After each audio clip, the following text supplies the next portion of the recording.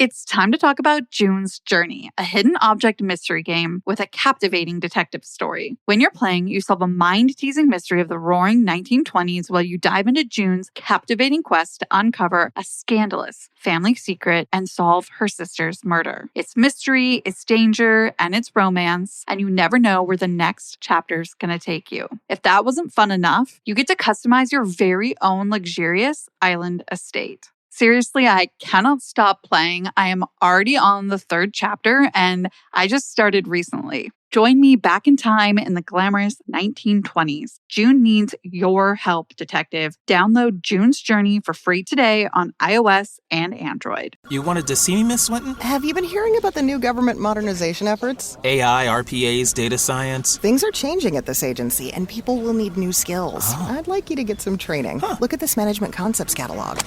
Wow, over 275 courses. That's right, in local classrooms or instructor-led online classes. We still have budget in this fiscal year, so sign up online. Advance your career with courses from Management Concepts. Get a catalog at managementconcepts.com or call 833-578-8466. You know by now, patrons heard this episode first. To join our Patreon, click the link in the show notes or the link in our Instagram bio. Patrons get to enjoy a bonus episode every month. They also get to enjoy a shout out on an episode as well as early release. Murder Diaries Patreon besties get to hear regular weekly episodes at 9 p.m. Pacific Standard Time on Tuesdays. For this week's episode, we'd like to give a big shout out to our newest Patreon bestie, M. Hey, I'm Paige. And I'm Natalie. We're the hosts of the Murder Diaries podcast. We bonded over tacos and true crime after we matched on Bumble BFF. You know, like any normal millennial using an app to meet new friends. Every Thursday, we upload a new episode. In each episode of the Murder Diaries, we tell true crime one story at a time. One week it's my turn. And the next week it's mine. When 33-year-old Jared Bridegan is ambushed on a Florida back road, the only witness to the crime is his 2-year-old daughter. As authorities in the family team up in their search for the person or persons responsible for the targeted killing, national tabloids have uncovered troubling details surrounding the acrimonious divorce and custody battle between Jared and his ex-wife, prompting growing suspicions about the ex's possible involvement. However, that's all that they are right now, suspicions. So the question remains, who killed Jared Bridegan? This is his story. Used to think it's in my head, but I'm walking with the dead. Despite his shyness, Jared Galen Bridegan was well known and loved in his Jacksonville, Florida community, an area he'd called home since he was a child, growing up with his parents, Gaylord and Joanne Bridegan, and his 3 siblings, Ashley, Justin, and Adam. As a young adult, he explored his quote-unquote longtime interest in videography while studying at the Douglas Anderson School of the Arts and while earning his 2014 Bachelor's of Science in Digital Media with an emphasis in cinema production from Utah Valley University. And as it turns out, that interest served him well when he entered the workforce, eventually earning the titles of Chief Technology Officer at Clean Simple Eats and that of Senior Design Manager at Microsoft. Neighbors knew Jared to be skilled and helpful in the area of home improvement, a topic his sister reflected on in her conversation with the Deseret publication. She's proud as she remembers her brother's willingness to always lend a helping hand to his fellow Floridian, saying, quote, "My brother was the one that the entire neighborhood went to for tools to help for projects around the house, and they absolutely loved him. He was the first one to serve. Anyone could go to him for help with projects or to fix things, and he dropped everything to help them." But to truly understand who Jared Bridegan was, you have to know that his life's highest purpose was his role of family man, husband to Kirsten, and father of 4 beautiful children, 10-year-old twins with his ex-wife Shayna Gardner Fernandez, and 2 daughters from his second marriage to Kirsten Bridegan. Jared truly tried his best to be a good dad, and it sounds like he was one of the best. He was reflective in his parenting, gave each child individual time, and he actively channeled all of his creativity and imagination into making beautiful memories with his family as a whole. something Paige and I learned because we were fortunate enough to speak with Kirsten back in June after she reached out to the murder diaries. We spoke for a long time and listened as she shared stories about Jared as a father of 4. And as I was writing my notes for today's case, I thought about summarizing these memories for our listeners. But nothing I could write would ever do them justice because they're not mine to tell. So who better to share them with our listeners than someone who was there? With Kirsten's permission, here are clips from our conversation. Every time it would rain in Florida, it rains a lot here, and we were stuck inside going stir crazy, he came up with the tradition of making little boats out of toothpicks and hot glue. So we'd all make a little tiny toothpick boat and we would float it down, like where the curb is, the road meets the curb, float it down the water and see whose boat, went the fastest. Little things like that. He was always coming up with stuff, very creative. He'd come up with random activities all the time. I mentioned this in other interviews. I don't know if you've seen it, but literally the week before he died, he had turned our garage into a laser tag maze. So he hung tarps and blankets from the ceiling. I don't even know how. And the kids had to loop around and find this trophy at the end. And if they made it and didn't get shot by him in the garage with a Nerf gun, then, they won. And he had smoke machines and all of that. So as a dad, he just channeled all that creative energy into let's make some awesome memories as a family. And sometimes it drove me nuts. I'm I don't know why you're spending 6 hours building something that's literally going to last 20 minutes. And then we have to clean it up. But looking back, I'm really glad that he did do all of those things for the kids.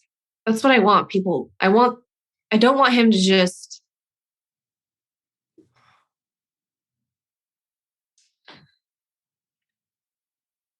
I want people to know who he was, and it's hard. I struggle with that. I'm in the early interviews and tell us about Jared. I'm I didn't even know what to say. I couldn't say anything. So I'm I don't know how to summarize my husband into 2 sentences or 2 seconds that you're going to air on TV. It's difficult. And that's why I'm reaching out to people like you who can help people know. That brings us to Wednesday, February 16th, 2022, just 6 months ago at the time of this recording. It's a little before 8 p.m. as Jared makes the 30-minute drive to his home in St. Augustine from Shayna's house after one of his bi-weekly date nights with his twins. Is your daily grind getting you down? A ThermoSpa's hot tub may be the solution. Just a few minutes under those powerful soothing jets, and all your stress seems to melt away, like you're lying on a cloud of bubbles. You'll not only feel better, but sleep better too. Call 877-861-4672 now. And for a limited time, save $1,250. Call 877-861-4672 or visit thermospas.com to schedule a free on-site assessment. Is your daily grind getting you down? A ThermoSpa's hot tub may be the solution. Just a few minutes under those powerful soothing jets, and all your stress seems to melt away, like you're lying on a cloud of bubbles. You'll not only feel better, but sleep better too. Call 877-861-4672 now. And for a limited time, save $1,250. Call 877-861-4672 or visit thermospas.com to schedule a free on-site assessment. As a reminder, Shayna was Jared's ex-wife. So let's talk a little bit more about what these bi-weekly meetings or date nights were. Sure. Per their custody agreement, Jared and his ex-wife Shayna get the twins every other week. And during his off weeks, Jared would see them on Wednesdays for a quote-unquote date night. Date night evenings typically included dinner and dessert or dinner and an activity. And on this particular date night, Jared spent time with 3 of his 4 kids, the twins and his 2-year-old daughter with Kirsten, while Kirsten and their 7-month-old stayed home. Now, it's around this time that Jared calls his wife Kirsten, wanting to let her know that he'd be home soon. Kirsten's on the other line with one of her brothers when Jared beeps in. She merges the calls and the 3 adults chat for a bit before the brother makes his exit, leaving Jared and Kirsten on the line. Kirsten recalls Jared sounded happy as he recounted the good night he shared with the twins and his 2-year-old daughter, who's strapped in her car seat in the row behind him. In discussion with the Daily Beast, Kirsten remembers at one point their daughter's little voice chimed into the conversation saying, "Mom, I got ice cream."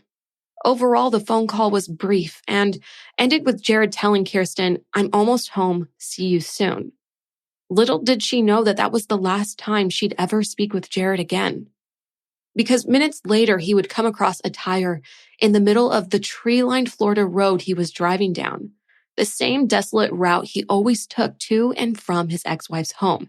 This section of Sanctuary Boulevard is so narrow that there was no way for Jared's Volkswagen Atlas to drive around the tire, so he had to move it in order to keep driving in the direction of his home. So he parks, puts on his hazards, and exits the SUV. When he's ambushed by an unknown assailant who fatally shoots him 4 times at close range. The whole attack is over in seconds. 3 minutes later, a passerby happens on the scene, finding Jared's lifeless body on the ground by the vehicle, and his 2-year-old daughter unharmed and still strapped into her car seat. Authorities race to the scene, arriving quickly.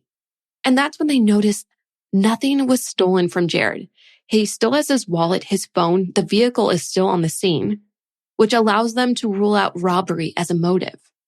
Next, the tire's placement leads investigators to believe that it was left in the middle of the road in order to lure Jared from his car, giving the attacker a clear shot, in what is now being referred to as a targeted killing. A setup. Exactly. Whether by luck or design, no surveillance cameras filmed the shooting. However, a Ring surveillance camera in a nearby neighborhood captured the 4 loud bangs in quick succession, which later were identified as the gunshots that killed Jared. As all of this is happening, Kirsten's still at home with the baby. She's expecting Jared to be home around 8:15 because of where he was when they chatted on the phone. But she begins to worry when he's still not home by 8:30, feeling something is off. She peered her head down the road by their home, hoping to see headlights coming. Except there aren't any. That's when she begins calling and texting Jared, only to be met with no response. Anxiety mounting, Kirsten gets in her car and drives around looking for Jared, for their car, for their daughter, something. Praying that this is all one big misunderstanding when one of her frantic phone calls finally goes through. The man on the other end isn't Jared, though. Instead, it's a police officer, instructing her to head to the Jacksonville Beach Police Department immediately. She begs the man for answers, wanting to know what's going on, where Jared is her daughter okay? But only the question about her daughter is answered. Kirsten races to the police station, only to be forced to wait in the lobby until a female officer escorts her out. The officer takes Kirsten to a break room where her 2-year-old daughter sits at a table wrapped in a blanket with a coloring book in front of her. Overcome with the sight of her daughter, Kirsten runs to the toddler and scoops her up into her arms. And now that they've been reunited, she's desperate to know what's going on, where Jared is, and if he's okay. Again, she's instructed to wait. Minutes tick by at a glacial rate when an officer finally escorts Kirsten to another room in the back. And it's in this dingy little room that Kirsten learns Jared has been murdered. Kirsten recalled the heartbreaking moment, telling the Daily Beast, quote, "Honestly, my hearing seemed to go. I felt like I was going to throw up. I remember looking around the room for a trash can like I might throw up, and I didn't see one. I think I put my head in my hands like this can't be real." She later added that the rest of the night was a blur. In the days following Jared's murder, Kirsten struggled to come to terms with her new reality and the fact that her toddler witnessed the grisly crime. The family takes it day by day, but some days are especially difficult to get through. Kirsten shared with Inside Edition that her daughter, quote, remembers the sound of the gunshots. She often refers to them as the boom, boom, boom, boom, adding that the 2-year-old also remembers her dad being on the ground. In a social media post, Kirsten also shared footage from inside her home that captured a heartbreaking moment between her and her daughter as they sit on the floor of her room. Here's the audio from the clip. To be safe, so I will protect you, Mama. Nobody can hurt you. I love you. Make sure the child doesn't hurt you. According to Kirsten's interview with Inside Edition, her daughter says, quote, things like that often. And it breaks my heart as a mother that my own daughter, my 2-year-old, is trying to comfort me when she's one of the biggest victims in this. On top of dealing with the grief of losing her husband and the trauma her daughter experienced, Kirsten has struggled with the pieces left over from Jared's complicated relationship with his ex-wife, the mother of his 2 oldest children. For example, on February 24th, a week after Jared's murder, 12 days to be exact, Shayna and Kirsten got into a dispute via text regarding Jared's funeral. Kirsten offered to escort the twins to and from their father's service because Shayna wasn't invited to attend.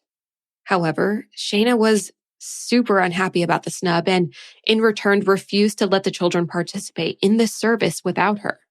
And in the end, they decided to host their own memorial event for the twins.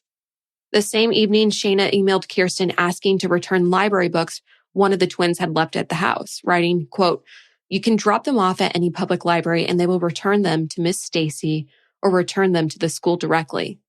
8 minutes after that email, Shayna sent Kirsten another, this time asking for Jared's death certificate, a move that has been referred to as, quote, highly unusual by noted New York City-based defense lawyer Todd Spodek, who isn't involved in the case, but he specializes in matrimonial law. I think it'll be helpful here if we get into what this email actually said. Here's what she wrote. "My attorney has requested a copy of Jared's death certificate for the family court. You can send it to me or to him and his paralegal directly, whichever you prefer." Whether that email was a misunderstanding or not, I think we can all agree that it comes across as cruel. Because let's remember, this is 12 days after Jared's murder. Kirsten never responded to that email. But it didn't matter in the long run because Shayna's lawyer was able to get a copy of Jared's death certificate, which, as Fox News put it, is, quote, the final entry on the docket for his divorce and custody case that spanned 6 years with Shayna. Hearing stories like that, it's no surprise there are plenty more just like it, especially throughout Jared and Shayna's bitter divorce and contentious custody battle. Something that national news outlets learned and as a result began to run a, quote, series of unflattering stories, which in turn raised questions over whether Shayna is involved in Jared's murder. When asked if she believes his ex-wife had something to do with it, Kirsten told Inside Edition, quote, "I'm not comfortable saying yes, definitely, unless there's evidence to back that up. But I believe her actions since his murder have been very suspicious and they don't sit well with me." To add a little more context to all of this, we have to go back and talk about Jared and Shayna's marriage and the legal battles that followed. Jared and his first wife, Shayna Gardner Fernandez, who back then was just Shayna Gardner, first crossed paths in 2009 when Shayna was in Jacksonville, Florida, visiting a friend. Despite living in different states thousands of miles away from one another, Jared in Florida and Shayna in Utah, the two 20-somethings fell hard and fast. So it was no surprise when they tied the knot a year later in April 2010 in what the New York Post refers to as a, quote, extravagant ceremony at the Salt Lake City Temple. The newlyweds began married life in Highland, Utah, Shayna's hometown. And according to the New York Post, once again, Shayna's parents, Sterling and Shelley Gardner, who are prominent members of the Utah Mormon community, financially supported the young couple, buying them an $800,000 home down the street from their own home, 2 Mercedes, one for Shayna and one for Jared, along with a monthly stipend of $8,500 and a $100,000 business loan. That is a lot of money, and the court of public opinion has got to be asking, what is going on here? Well, it seems that both Shayna and Jared struggled to secure jobs after getting married. Turns out that Shayna is actually the daughter or quote-unquote heiress, as one publication refers to her, to the successful craft empire known as Stampin' Up. Sterling and Shelley founded Stampin' Up. It's a company with over $100 million in annual revenue. It seems that since they were financially secure and had the money, that they wanted to help their kids out. It wasn't long before the couple expanded their family, welcoming twins, a girl and a boy. According to the Daily Beast, their son was diagnosed with pulmonary hypertension, a heart condition, quote, requiring him to live at sea level. This prompted the new family of 4 to pick up their lives and move across the country to Connecticut. Of course, the move was for the health of their son, but Jared also saw it as an opportunity to start fresh as he began to build a business of his own, dreaming of creating a beautiful, comfortable life for his family. But as the New York Post reports, the marriage began to fall apart not long after their arrival in Connecticut. Multiple resources suggest that it was due to Shayna's growing frustration with Jared, who'd gained weight and whose sole focus was getting his new business off the ground.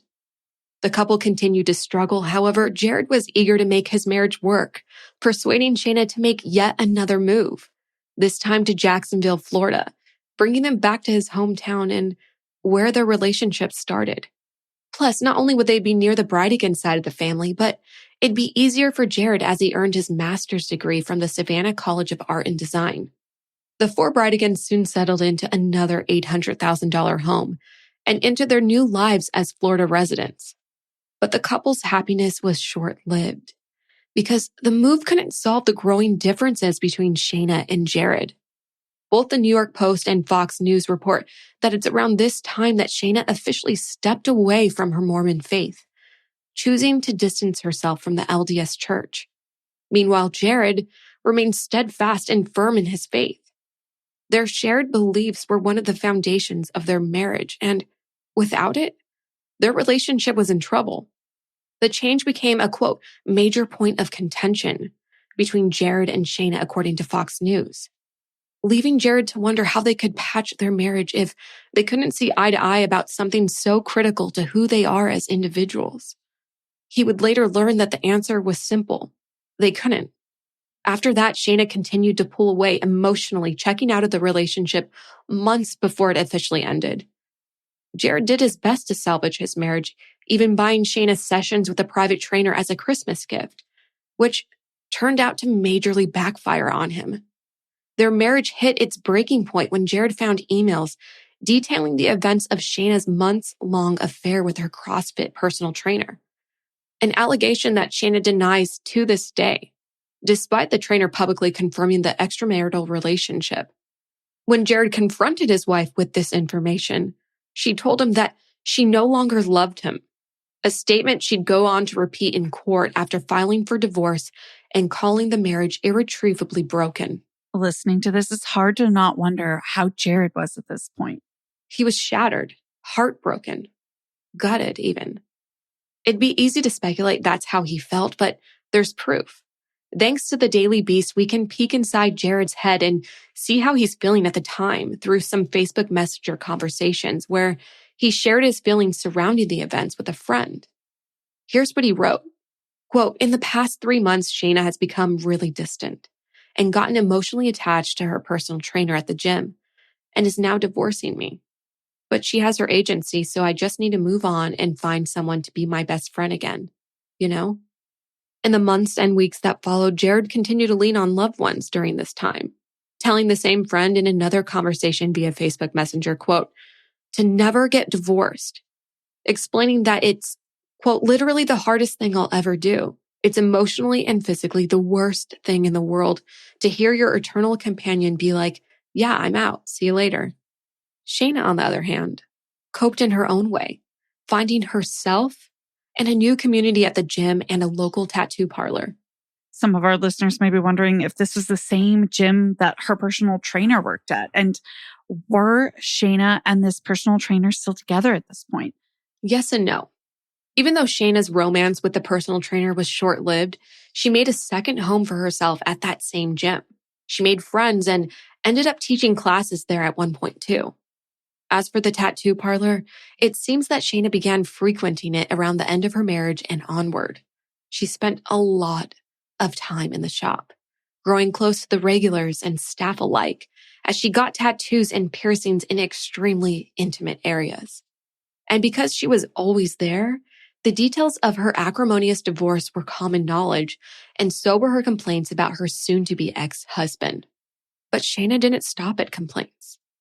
Reports have come out about an instance where Shayna ended a tirade about Jared by asking a staffer if he knew anyone who could help her, quote, shut him up, as in put a hit on Jared, the father of her 2 children. None of the resources have more details other than that, so we don't know what else was said. However, it definitely raised eyebrows. And given what's happened to Jared, it's a statement people aren't willing to forget now. When asked about the comment in 2022, Shayna acknowledged that she did in fact say it, but she played it off as a joke. We know at this point that Shayna was clearly unhappy and that she and Jared were actively divorcing. But what's the status on that at this point in the timeline? Well, after more than a year of litigation, the divorce is finalized in 2016. However, the legal war between the once happily married couple rages on, moving from bitter divorce proceedings to a nasty custody battle that would last a total of 6 years. Both sides fought tooth and nail for sole custody of the twins and for, quote, exclusive occupancy of the Jacksonville home where they still lived together in the months following the split. But those weren't the only points of contention the exes brought to court. With over 300 entries and motions, Jared and Shayna made filings ranging from where to send the twins to school to even more serious accusations regarding, quote, mental and financial manipulation. The Daily Beast recounts a number of accusations filed by both parties.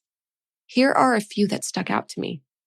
One particular accusation brought forth by Shayna stated that Jared acted in a disturbing and abusive behavior, including regularly interrogating and recording the twins after actively coaching them on what to say. These are allegations that Jared wholeheartedly denied, countering that Shayna installed surveillance devices in the children's bedrooms and even in his car, on top of treating him in a disparaging manner in front of the children. Allegations that Shayna in turn denied. The filings continued back and forth, day after day, week after week, and year after year. At one point, Jared was forced to quit a lucrative out-of-state job at a software startup company because he didn't want to, quote, risk losing custody of his kids in any way, as claimed by his former boss and friend Nate Sanders, who only had positive things to say about Jared during his time at the company and in their interactions following Jared's departure. Nate remembers Jared as, quote, an incredibly positive and incredibly kind coworker who was driven by the love he had for his kids. A statement that's been repeated about Jared in every resource that I've seen. Upon his return to Florida, Jared once again began putting his life together, getting a job, a place to call home, reconnecting with the twins, and even dating. He was at a new place in his life where he wasn't about to let his soured marriage, contentious relationship with his ex-wife, and ongoing legal battles scare him from rejoining the dating pool, which he did by using dating apps like Bumble and Tinder. Unfortunately, things didn't go great at first. He went on a number of dates that didn't go anywhere. He just didn't feel a spark with anyone. In fact, Jared shared with a friend that he, quote, felt like he hadn't found somebody that he could really connect with. But he continued dating and something changed in early 2017 when he matched with a Microsoft employee named Kirsten from Charlotte, North Carolina. Kirsten, who reminisced about those early days with Jared in conversation with Paige and me, describes an instant draw the two felt with one another. Jared and Kirsten spent hours talking on the phone before they ever met in person. And for the first date, Jared made the 6-hour drive from Florida to North Carolina. From then on, the two were crossing state lines almost every weekend to see each other. So Kirsten began working remotely, moved to Florida, and married the love of her life a few months later in October 2017. Here's what Kirsten had to say about getting to know and eventually falling in love with Jared. And as a reminder, this clip is from our conversation with Kirsten in June 2022. So we had 4 kids. The 2 oldest are twins, boy-girl twin. So when I met Jared, I met them a little ways down the road. But he never tried to hide the fact that he was a single dad. Just was really proud of them. Was just so excited when I first got to meet them. And then we do like family dates. So I don't know how much you've looked into it, but we met when I was in North Carolina and he was here in Florida. So we dated long distance, just took turns traveling back and forth. And so whenever he had the kids, he would either bring them up with him or I would drive down on those weekends. And we just, go to the zoo or go to a museum or just play at the park. Really just focused on spending time with the kids in a way that they would have fun and want to. So those are some fond memories, just getting to know him as a dad. You know, like you don't usually get that in a relationship. Usually you get to know the person and then you have children together and get to see them as a parent. I got to do both. I got some weekends to get to know him as an individual and some weekends to get to know him as a dad. Jared and Kirsten waited, quote, just over a year before having kids, before welcoming 2 daughters, the first born in August 2019 and the youngest born in August 2021. Nothing gave Jared more joy than living life with Kirsten and his 4 kids. But that's not to say there weren't tough days for the father of 4. Unfortunately, Jared and Shayna's legal battle remained ongoing, despite them both now being remarried. Kirsten remarked on Jared's custody battle experience, telling the Daily Beast, quote, all you want to do is move forward with life and focus on being a family. Adding that the constant court battles cause, quote, stress. It causes, stress about going to court. With one of the most contentious fights occurring in June 2021. Here's what happened. Shayna and her new husband had plans to take the twins on vacation in an area with a high altitude. But remember that their son has pulmonary hypertension, a heart condition that requires him to remain at sea level. Well, when it's not possible to stay at sea level, the son requires a breathing machine, of which they have 2, a bulkier machine that was inconvenient to travel with, kept at Shayna's, and a compact machine that stayed at Jared's. Turns out Shayna didn't get to use the small machine for the vacation, and in response submitted a filing about the incident, with her lawyer writing, quote, the father apparently considers his vindictiveness toward the mother more important than protecting his son's health and life. Adding that Jared was, quote, more concerned with humiliating the mother than he is in making sure his own child does not die. The presiding judge ruled in Shayna's favor months later in November 2021, just 4 months before Jared's death. That judge also ruled that Jared had to pay Shayna $571 and granted her exclusive use of the smaller machine. I wanted to share all that with you so that you understood why the court of public opinion is speculating so much about Shayna's possible involvement. Yeah, but make no mistake that Shayna's had her time to explain her side as well, in 2 separate interviews with local media outlets, where she denies any involvement in Jared's murder, and instead cast herself as a victim of harassment. The harassment is at the hands of local media outlets, and she claims that's the reason she had to retain services of a prominent criminal defense attorney named Henry Cox III, a move Kirsten and legal experts alike have questioned. In response to the speculation about Shayna hiring legal counsel, her attorney released a statement saying, quote, to be clear, the ex-wife and her husband requested my assistance for the purpose of seeing if steps could be taken to protect her young twins from any publicity surrounding this tragic event. The family's interest in privacy has always been paramount, as difficult as it seems to be. As for any other reason for the family to have or need counsel, whether it be myself or anyone else, there is none. End quote. With that, we want to take the time to remind our listeners that no one has been publicly named a person of interest or suspect in Jared's murder investigation. That includes Shayna and her current husband. However, authorities are still on the lookout for the responsible party, and they do acknowledge that they've received, quote, hundreds of tips that have come in, all of which detectives are combing through piece by piece. One crucial lead investigators are following is a 2004 to 2008 blue Ford F-150 pickup truck. It was caught on security cameras near the scene at the time of the shooting. Both law enforcement and the family believe it could be involved and are asking for the public's assistance in locating it. Here's what Kirsten had to say about it during our conversation. Outside of showcasing who he was with that beautiful clip and keeping that in our episode, is there anything else we can do that would best help the case or you or anything? A way to support you in what you're doing. Best way to thank you for asking. The only thing we're going, I know the police are working on so many things behind the scenes, but the only thing that's public right now is that blue, it's a dark blue Ford F-150 four-door. There's a lot of details out there about it that they believe might be connected to it. Mm-hmm. And so just spreading awareness about that truck, and for the longest time, when I would do an interview, I'd say, please look for the truck, please call in a tag. That's good and awesome. But part of me thinks like, it's not going to be driven around. I feel like this truck has probably been burned. It's been in the bottom of the ditch. It's been cut. Or they it's changed its appearance. Yeah. So now, since it's been so long, I'm like, this is probably more likely, that it looks different or it's hidden somewhere. Okay. I would like people to think about, did you ever see one before? Like a couple months back, like months ago, did your friend have one? Did your grandpa have one? Like whoever. Yeah. Did you used to see a truck that looked like that? And now you're realizing, oh man, I actually haven't seen that truck in a while. I think that might be a key piece of evidence if someone can recognize that they no longer see a truck like that, and they can call the police and just say, hey, like my coworker used to have one. I haven't seen it in a while. There's a $55,000 reward for information leading to the arrest and conviction of Jared Bridegan's killer.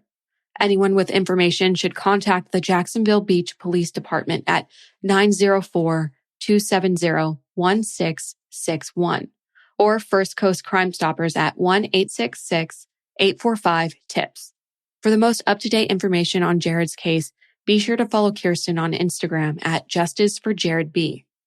Before we end today's episode, I want to leave us with a quote that reminds us why coverage of ongoing cases is so important to the true crime community. Here's what Kirsten had to say in conversation with News4Jax. She said, quote, living without him is unimaginable. Sometimes I feel like we are just a spectacle. People don't realize that this is our reality every single day. We wake up every day and Jared is still not here. His car is not pulling into the driveway. This is real.